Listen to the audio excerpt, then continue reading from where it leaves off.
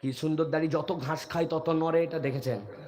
তো ওই বেটার দাড়ি ওই রকম, তারে টিটকারি করে বলছে, আই তোকে দেখতে তো আস্তা রাম ছাগলের মতো লাগে। এই কথা বললে ইমান চলে যেতে পারে, কিন্তু ওই ছেলে কোনো রাগ করে নাই। এই কথা শুনে সাথে সাথে বলছে, ইউ আর অ্যাবসলিউটলি রাইট। কি রে, আমি করলাম অপমান আর উল্টা আমাকে বলতেছি ইউ আর অ্যাবসলিউটলি রাইট, এ আবার কেমন কথা? বলছে এই কথা বললি কেন? বলছে স্যার আল্লাহর কসম, আমার বাড়িতেও রাম ছাগল আছে, আমার মতোই দাঁড়িয়ে, যা আমি তাই বলছেন আপনি। রাগ করার কি আছে? তবে স্যার আপনি যদি এজাজত দেন তাহলে আমি আপনাকে একটা কথা বলতে চাই। বলছে বল বেটা বল, আমি যে কথা বলেছি তুই কিছুই বলিস না, এখন তুই বললে কি সমস্যা আমার?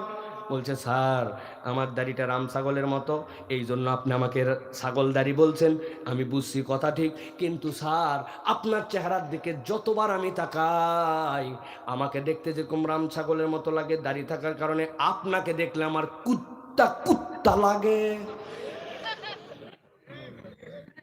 কুত্তার মুখে দাঁড়িয়ে আছে তো ভাই?